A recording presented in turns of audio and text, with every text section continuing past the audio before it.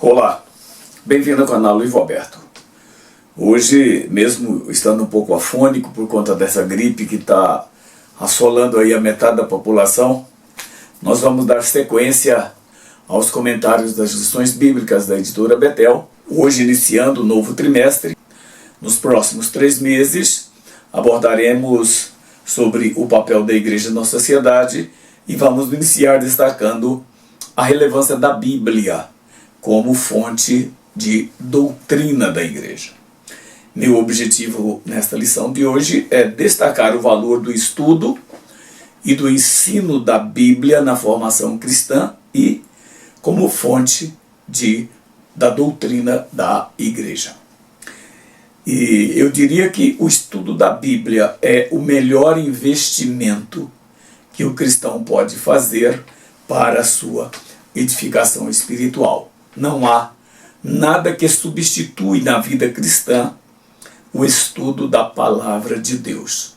Nós estamos vendo as igrejas hoje marchando numa direção muito, eu diria, polêmica, porque ela está dividida entre cumprir o que a palavra de Deus determina e o desejo de atrair mais pessoas.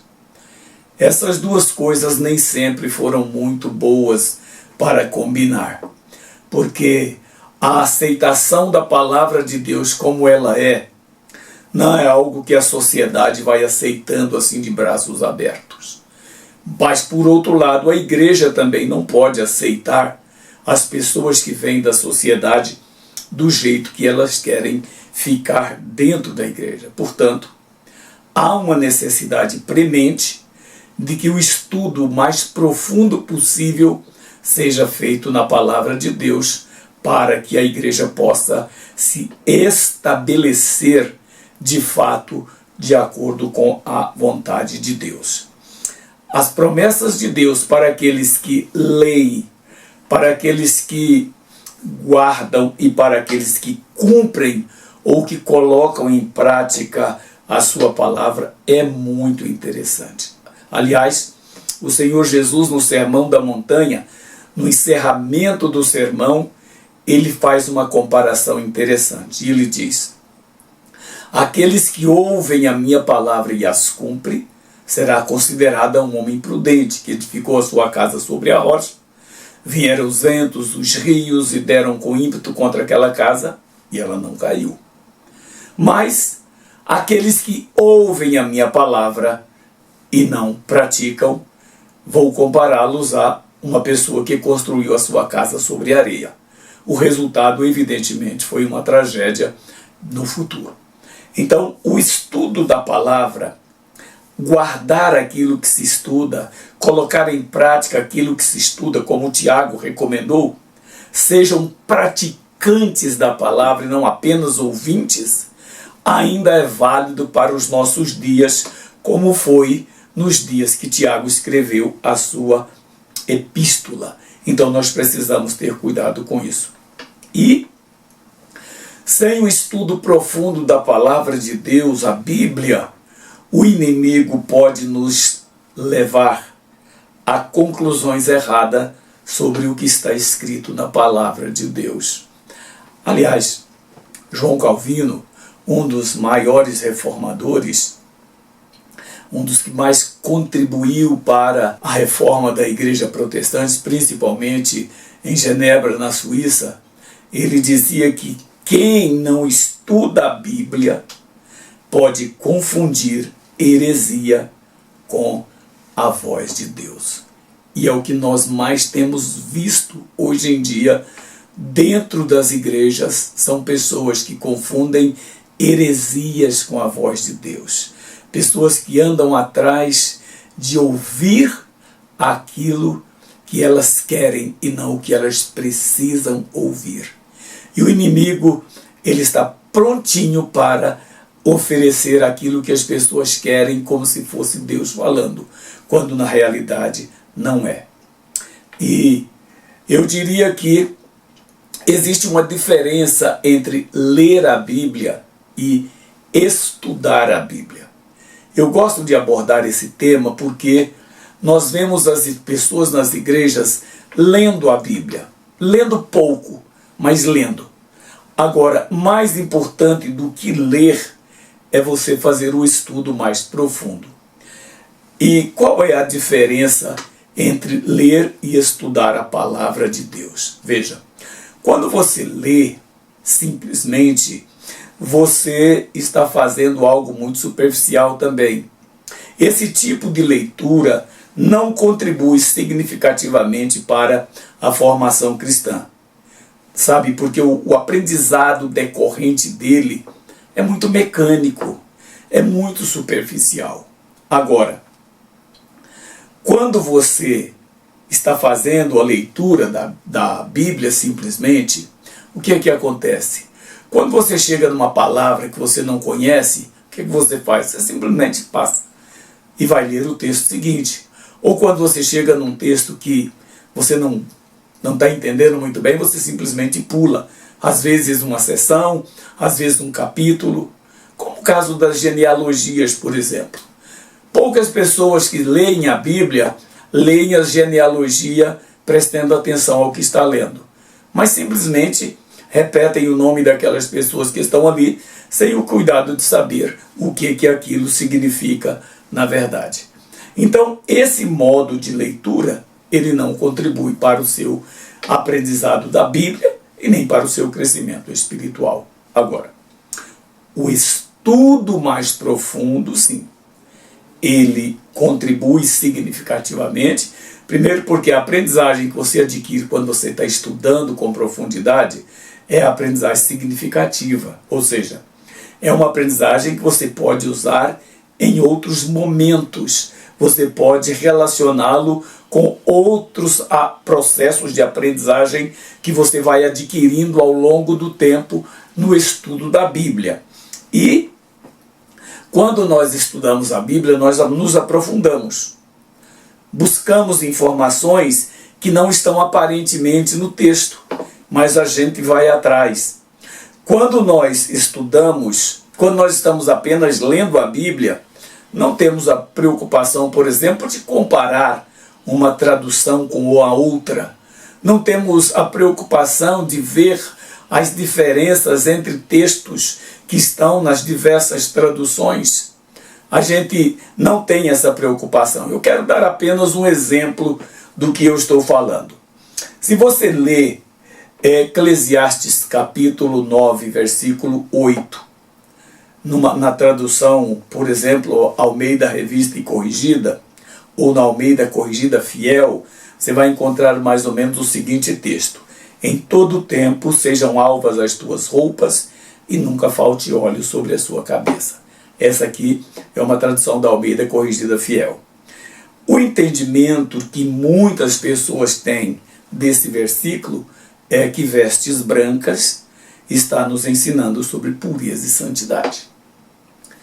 Mas se lermos essa mesma passagem numa versão diferente, poderemos ter outra compreensão. Veja, por exemplo, se você lê a NVI, que é a Nova Versão Internacional, o texto diz assim: esteja sempre vestido com roupas de festas e unja sempre a sua cabeça com óleo. Não tem nada de vestes brancas, etc. Ou, como está na paráfrase feita por Eugene Peterson, que é uma paráfrase livre, o texto dele diz o seguinte: vista-se toda manhã como se fosse para uma festa. Não economize nas cores nem nos detalhes. Esse versículo está na mensagem de Eugene Peterson. Ou se você pegar uma outra paráfrase, como a Nova Tradução na Linguagem de Hoje, você vai encontrar o texto bem mais fácil do que está na Almeida Revista e Corrigida, na Almeida Corrigida Fiel, ou na King James, e vai por aí afora. Então veja, quando você faz a leitura numa nova tradução, você tem com certeza uma dimensão diferente daquele texto. Você pode compreendê-lo melhor, você pode entendê-lo melhor. Agora imagine você fazer isso em toda a Bíblia, ou com todos os textos que você acha polêmicos, ou com todos os textos que você tem dificuldade de compreender ou de interpretar. Então é importante que no estudo da Bíblia nós façamos a comparação entre as traduções. É muito importante isso. Eu tenho casos que eu já fiz os estudos de versículos bíblicos que eu olhei 15 traduções diferentes. E cada uma dizendo detalhes sobre aquele texto. Então é muito importante. Isso facilita muito a compreensão que nós temos da palavra de Deus. Há um outro exemplo que é muito, muito conhecido, que é Provérbios capítulo 18, versículo 24, que diz o seguinte, na versão Almeida Revista e Corrigida, diz assim: quem tem muitos amigos pode congratular-se. Veja, congratular-se é fazer festa, brincar, enfim, fazer algo que seja gostoso e bom. E a parte final do versículo diz: mas há amigo mais chegado que um irmão. Mas se você pegar outras versões, você vai encontrar na primeira parte do versículo expressões completamente diferentes. Por exemplo, há traduções que dizem assim: aquele que tem muitos amigos sai perdendo. Ou aquele que tem muitos amigos cai em desgraça. Ou aquele que tem muitos amigos entra em ruína. O final do versículo é sempre o mesmo. Muitos amigos que são mais chegados do que irmão. Por que que a gente tem dificuldade de entender esse texto? O segredo aqui está na palavra amigo. Se você pega uma explicação, um comentário, ou você pega mesmo o texto original em hebraico para você olhar e fazer a comparação entre as palavras, você vai ver que a palavra amigo, na primeira parte do versículo, ela não está dizendo amigo, esse amigo leal, esse amigo sincero. Ela está dizendo ali de um falso amigo. Aqui que no Brasil, por exemplo, nós falamos o amigo da onça, que é um falso amigo, é uma pessoa que finge ser amigo, mas por trás não é. A primeira palavra amigo nesse versículo, ela quer dizer isso. Então, por isso, a tradução Almeida Revista e Corrigida, ela traduziu como se fosse a mesma palavra da segunda parte, e não é. Mas esse é apenas um detalhe que eu estou dando para te dizer da importância de você estudar a Bíblia e não apenas lê-la. Tá?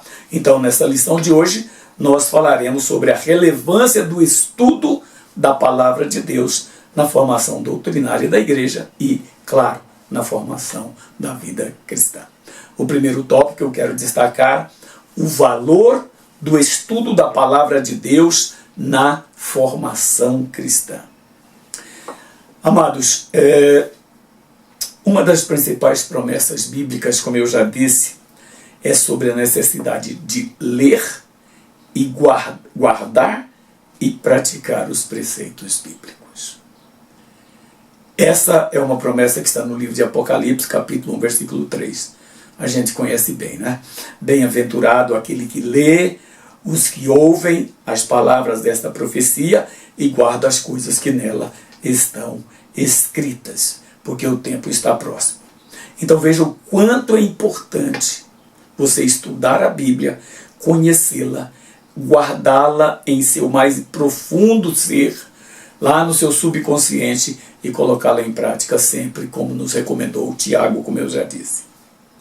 A base doutrinária da igreja está nas páginas das Escrituras. E isso torna o seu estudo muito, mas muito mais relevante. Uma igreja onde é dado pouco valor à palavra de Deus, à Bíblia, pelos seus membros, pelos seus pastores, é uma igreja que não tem muita profundidade, não tem muita estabilidade, e é uma igreja onde os crentes vivem com certas dificuldades, certamente. Veja que as instruções mais significativas de Moisés ao povo foram sobre a necessidade de se transmitir o ensino da palavra de Deus para as outras gerações, principalmente na família. Se você ler Deuteronômio capítulo 6, versículos de 6 a 9, você vai ver como que Moisés ele insiste com o povo para que fosse transmitida a palavra de Deus. Ele diz, olha, as palavras que hoje te ordeno estarão no teu coração. E você vai ensiná-las com todo o empenho para os seus filhos. Amados, não se pode ensinar aquilo que não conhece. Não se pode ensinar aquilo que não sabe. Então a condição mais importante antes do ensino da palavra é nós conhecermos a palavra. É estudarmos, desejando com profundidade conhecer aquilo que Deus tem para nós na Bíblia, que é o livro mais importante que Ele deixou para a humanidade. Olha, quando o povo voltou do exílio babilônico, quem liderava o povo era Esdras, Neemias e aquelas pessoas que estavam muito interessadas no reavivamento espiritual de Israel. As Escrituras dizem que talvez a maior preocupação de Esdras era com o ensino da palavra de Deus. Era em transmitir ao povo aquilo que eles haviam ficado distante por quase ou por mais de 70 anos. E as Escrituras dizem que Esdras tinha preparado seu coração para buscar a lei do Senhor, para cumprir e para ensinar. Então veja que são três coisas muito interessantes: buscar, cumprir e ensinar. Esse é o papel dos líderes, esse é o papel dos pastores com relação ao ensino da palavra. Primeiro busca, procura conhecer, procura entender, vá ao mais profundo que você puder. Então busca e depois coloca em prática. Sabe, irmãos, é muito importante que nós, ao lermos a Bíblia, ao estudarmos a Bíblia, nós possamos cumpri-la literalmente. E mais que isso, vamos compartilhar. Vamos ensinar ao povo o valor, os princípios, os preceitos da palavra de Deus. Isso é muito importante. Veja que o povo que voltou do exílio não falava mais o hebraico. A língua nativa deles tinha sido esquecida pelos 70 anos de cativeiro na Babilônia. Eles voltaram de lá falando o aramaico e não o hebraico. Mas Esdras tinha zelo pela palavra de Deus.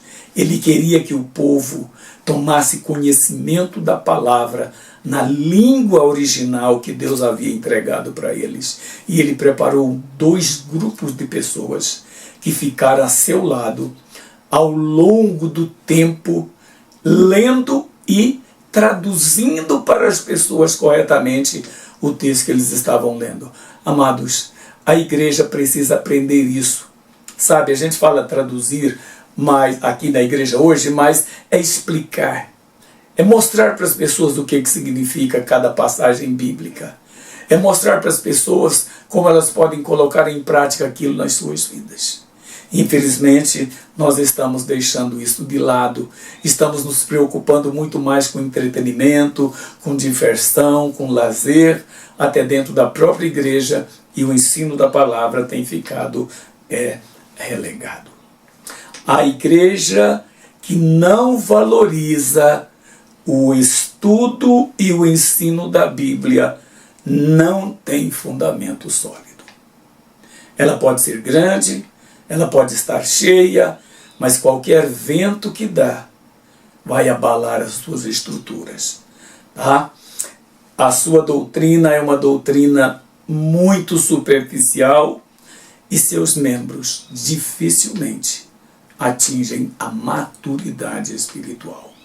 Maturidade que eu chamo aqui é a capacidade de viver sozinho, de sobreviver dentro de um mundo que está completamente corrompido, que está distante de Deus e que quer nos arrastar para lá. Mas quem é maduro na fé resiste com certeza a todo esse temporal, a todos esses ataques, a todo esse princípio de sedução que está vindo sobre cada um de nós. Eu tenho visto como o inimigo ele tem usado de artifícios para seduzir aqueles que estão na igreja e que não têm bases, e que não têm conhecimento da palavra de Deus. Amados, é relevante o estudo e o ensino da palavra de Deus. A igreja tem que aprender a passar no mundo sem deixar que o mundo a afete.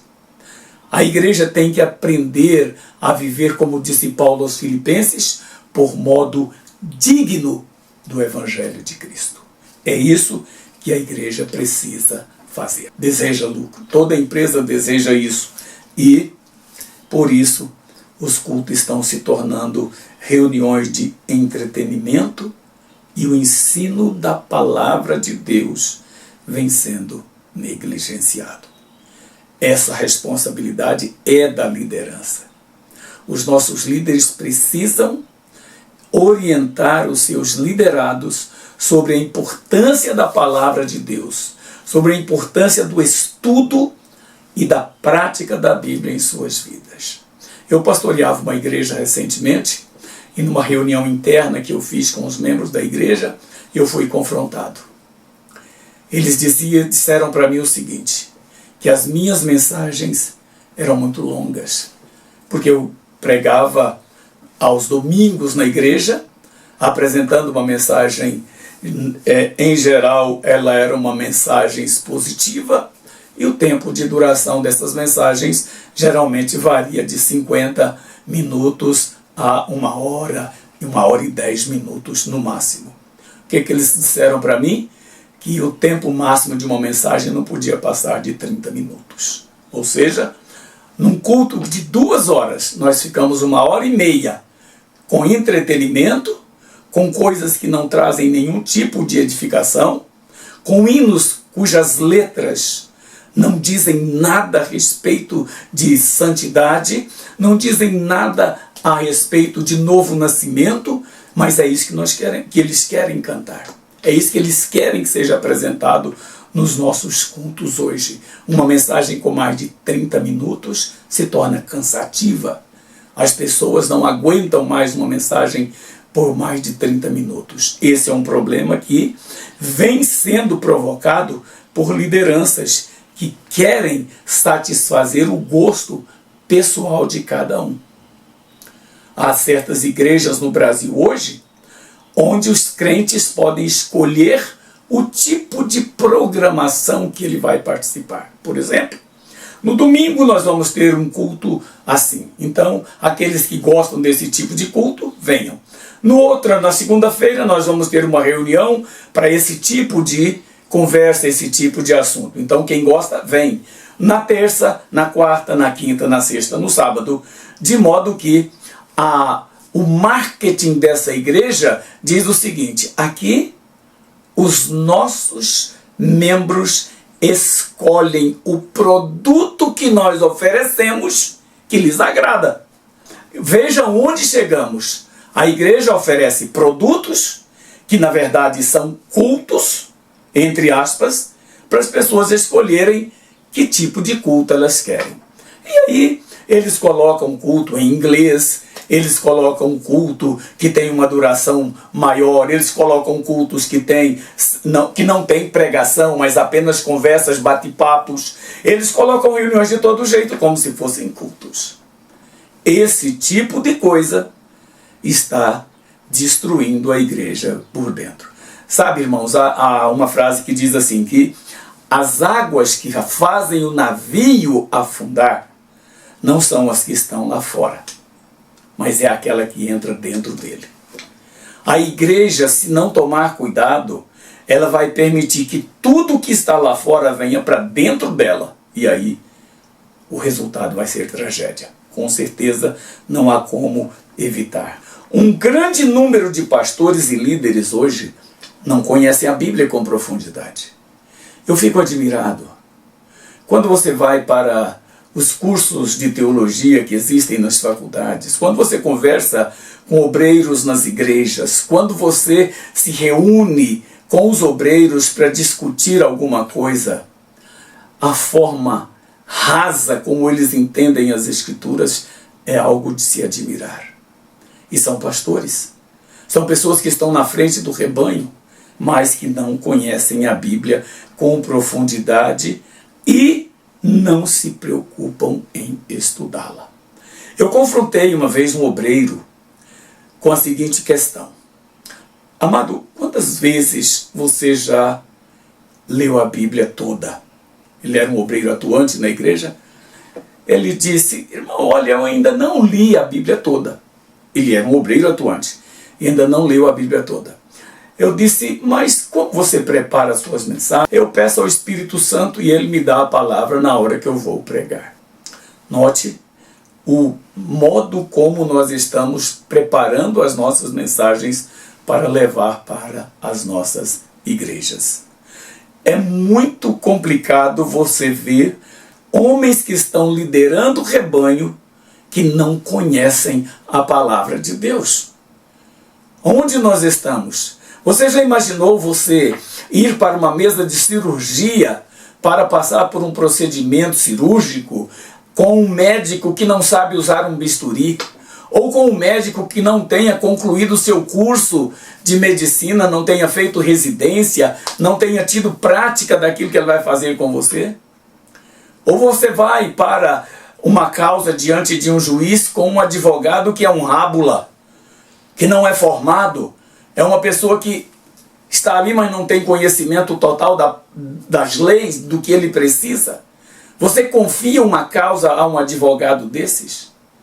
Você entregaria nas mãos de um engenheiro que nunca se formou e que nunca trabalhou com cálculos de construção para fazer um prédio para você? Você faria isso? Mas as igrejas fazem. Elas dão as igrejas para pessoas que não conhecem a palavra, que não usam a palavra, que não entendem a palavra, para eles ensinarem a palavra para as pessoas. Então, esse tipo de problema é muito grave. E as nossas mensagens, com raras exceções, são mensagens temáticas. E qualquer pessoa sabe que mensagem temática, elas são as mais fáceis de serem preparadas.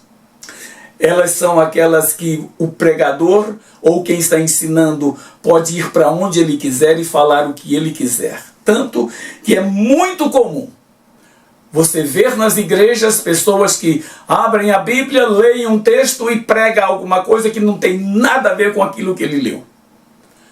Ele tinha um tema na cabeça e leu qualquer texto bíblico para fazer de conta que estava fundamentando o seu tema, mas na verdade não fundamenta e ele não fala nada mais sobre o texto.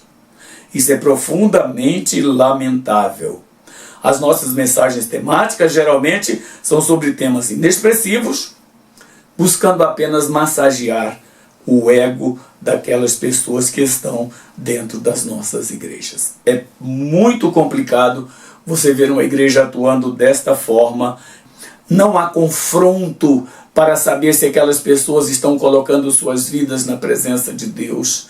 Não há, amados, interesse em saber como as pessoas estão reagindo às pregações que são feitas nas igrejas. Quais os pastores que têm a preocupação de passar pelo menos 24 horas ou mais preparando um sermão para pregar no domingo? São pouquíssimos os que fazem isso. Nossos pastores e líderes, irmãos, com poucas exceções, não são capazes de atrair os membros das igrejas para os cultos de ensino ou para a escola bíblica dominical. Em muitas igrejas, aliás, os pastores e os principais obreiros não frequentam a escola bíblica dominical, nem os cultos de doutrina. Então imagina onde nós estamos chegando. Estamos oferecendo ao povo aquilo que nós não sabemos o que é, que não sabemos de onde vem. Isso pode matar as pessoas. Assim como um alimento estragado pode levar você a um hospital com uma intoxicação, o ensino da Bíblia de forma errada, de forma muito superficial, também contamina a vida. Os cultos de doutrina, ou os cultos de ensino, em várias igrejas, são utilizados para promoções da igreja, discussões de trivialidades, deixando o estudo da palavra de Deus em segundo plano. O tempo que se gasta às vezes para apresentar um estudo bíblico é menor do que o tempo que foi gasto com cantorias, com discussões, com palavras que não levam a lugar nenhum. Amados, reuniões na igreja têm prioridades. A primeira delas é adorar a Deus. É prestar culto àquele que é Senhor de tudo, o nosso Deus. É apresentar o louvor e a adoração ao nosso Senhor e Salvador Jesus Cristo. Mas, em segundo lugar, vem a necessidade de se expor a palavra de Deus, de pregar a palavra de Deus, ensinar a palavra de Deus para as pessoas, a fim de que elas mudem de comportamento, a fim de que elas sejam transformadas, a fim de que elas aprendam a desenvolver, por exemplo, o fruto do Espírito em suas vidas. As nossas mensagens muitas vezes são curtas, sem clareza e sem objetividade. Fala-se coisa sem coisa, com coisa, e depois não diz coisa nenhuma. Experimenta fazer uma coisa, eu quero te desafiar. Após o culto do próximo domingo à noite na sua igreja, que provavelmente você vai ouvir uma mensagem assim. Quando terminar o culto, 20 minutos depois, pergunte para alguns membros da igreja sobre o tema da pregação. Eu te garanto, a maioria deles não vai saber. Eles vão dizer talvez, o pastor leu, onde foi mesmo que ele leu? Ele leu lá em tal lugar. Mas e daí? Qual foi o tema da mensagem? Qual foi a conclusão da mensagem? Quais foram as aplicações que foram feitas desta mensagem? É isso que nós precisamos fazer. Muitos pastores. E isso me causa muita preocupação. Muita preocupação. Muitos pastores, ao invés de orar, depender do Espírito Santo para preparar suas mensagens e seus estudos, recorrem ao assistente virtual, ao chat GPT, por exemplo, que é um chat de inteligência artificial. Eu conheço, eu uso para fazer muita coisa. Às vezes até para fazer pesquisas na área da religião. Mas é muito perigoso você substituir a oração, a consagração pessoal, o estudo profundo da Bíblia por uma pesquisa no chat GPT. Ele te oferece o que você quiser. Mas agora eu quero saber, isso vem de onde para você? De onde a inteligência artificial tira aquilo que ela te dá como resposta a uma pergunta que você faz? Mas tem muitos pastores, tem muitos pregadores que estão ficando de folga e depois vai para o chat GPT e pega ali um esboço e traz para a igreja apresentando uma mensagem como se fosse dele. É isso que está acontecendo, infelizmente. O tópico número 3 da lição de hoje eu quero falar sobre consequências da falta de estudo e do ensino bíblico nas nossas igrejas. Isso tudo que eu acabei de falar, onde vai desaguar? Quais são as consequências de tudo isso? Primeiro, a igreja atual é uma igreja chamada de analfabeta bíblica, porque nós não conhecemos a palavra. E 2 motivos especialmente fazem essa demarcação de que nós somos uma igreja analfabeta de Bíblia. Primeiro, falta de estudo da Bíblia por seus membros. Amados, pergunta na sua igreja aos 10 crentes mais influentes que tem dentro dela. Aqueles que mais participam, aqueles que mais falam. Pergunta para 10. Quantos deles estão lendo a Bíblia regularmente, diariamente? Pergunta. E o segundo motivo é a falta de ensino. Os nossos pastores e os nossos líderes se ocuparam de tantas coisas que não sobra tempo para que eles ensinem a palavra. Uma vez eu tive coragem e falei para um pastor amigo meu, muito amigo, a quem eu considero como uma das principais pessoas que eu conheço na presença de Deus. É um homem de Deus de fato. E eu percebi que aquele irmão, em determinado momento da vida dele, ele estava ocupado com tanta coisa na igreja, que ele não tinha tempo de preparar direito as suas pregações, os seus estudos. E eu chamei amorosamente, depois de orar, eu disse para ele uma coisa: olha, quem vai falar aqui para você agora não é o pastor Jacildo, é o seu amigo Jacildo. Esquece que eu sou da igreja. Mas eu quero te falar uma coisa. Você precisa parar com tantas atividades, com tantas ocupações, e preparar melhor as suas mensagens e os seus estudos. As suas mensagens estão indo para frente você está indo para frente da igreja com as suas mensagens sem tê-las preparado adequadamente. Você pegou de última hora. Você trouxe aquilo que estava ali na frente sem você se aprofundar com nada. As suas mensagens estão perdendo a unção, estão perdendo a graça. Pare um pouco. Coloque pessoas para te ajudar. Citei o caso de Moisés e Jetro. Ele concordou porque era um homem de Deus, é um homem de Deus, é um amigo que eu particularmente considero. Eu tive coragem de falar isso para ele. Há muitos pastores nas nossas igrejas que eu gostaria de ter liberdade para falar isso. Infelizmente, eu não tenho. Estamos formando uma geração de cristãos sem convicção, imaturos, uma igreja morna, negligente e mundana. Por quê? Porque entretenimento não traz nada de bom para a igreja. Cantorias sem mensagens claras nos hinos. Sabe, irmãos, eu amo hinos. Eu gosto demais de cantar hinos.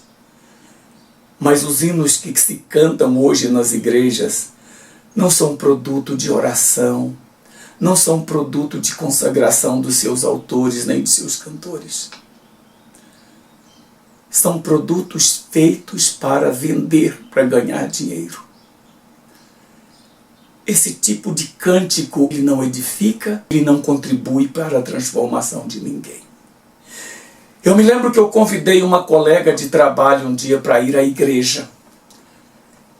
Eu disse para ela: olha, vá a uma igreja evangélica, perto da sua casa tem uma igreja, vá, assista um culto, pelo menos faz isso, eu estou te convidando para fazer. Não quero te levar para a igreja onde eu congrego, porque é longe da sua casa, mas vá numa igreja próxima.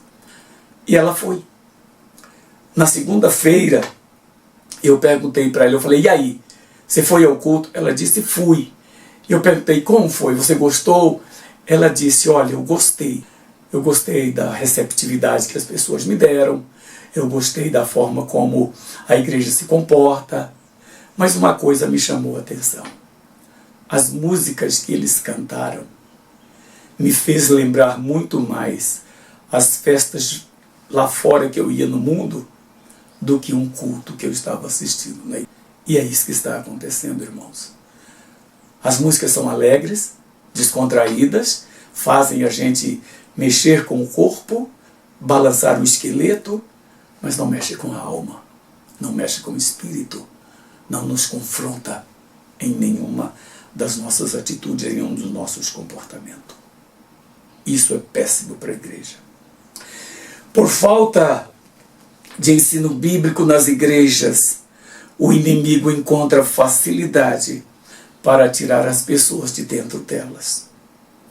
E mais, da própria presença de Deus. Pois falta conhecimento. E as pessoas são fragilizadas e levadas, como disse Paulo, por qualquer vento de doutrina. Como ele disse aos Colossenses, no capítulo 2, versículo 8. Tenham cuidado para que ninguém vos faça presa sua. Nós precisamos mudar isso, irmãos. Nós estamos batizando pessoas sem a menor indicação de que as pessoas experimentar o novo nascimento. Dizem que há algum tempo atrás, a porta de entrada para os novos membros da igreja era o arrependimento, era o novo nascimento. Hoje é só o batismo nas águas. Elas se batizam, se tornam membro das igrejas, mas nunca experimentam um nascimento novo. Nada disso acontece. Isso é profundamente lamentável, irmãos. E o que dizer da sazonalidade? Eu chamo de sazonalidade o fato de cristãos mudarem tanto de igrejas. Hoje em dia, quando você confronta uma pessoa na igreja sobre a sua conduta, ao invés dela mudar o seu comportamento, ela muda de igreja. Ao invés de as pessoas se arrependerem dos seus pecados, elas preferem ir para outra igreja, mantendo os mesmos hábitos errados e praticando os mesmos pecados. Por que isso, irmãos? Porque falta Bíblia, falta estudo, falta ensino, falta conhecimento da palavra de Deus. A falta de compromisso das pessoas com a igreja é muito grande. As pessoas vão o dia que querem, vão quando querem, vão quando tem alguma coisa que lhes interessa, vão quando acham que estão precisando de ir. Por exemplo, os cultos mais frequentados nas igrejas ainda são os cultos de celebração da Santa Ceia. Mas uma pessoa que vai a um culto de Santa Ceia só para participar da ceia e não se preocupa em mudar de vida, em contribuir efetivamente para a igreja, ir a um culto de ceia não muda em nada a sua relação com Deus. Nós estamos formando, irmãos, uma igreja que não desempenha o seu papel social. Sabe o que é isso? Ela não dá exemplo. Estão cansadas de ouvir o Evangelho. Existem igrejas demais. Existem denominações demais. Um levantamento feito no Brasil recentemente apontou que existem mais de 40 mil denominações religiosas no Brasil. Evangélicas, eu quero dizer. O que está acontecendo com as pessoas? As pessoas estão cansadas de ouvir Evangelho, irmãos.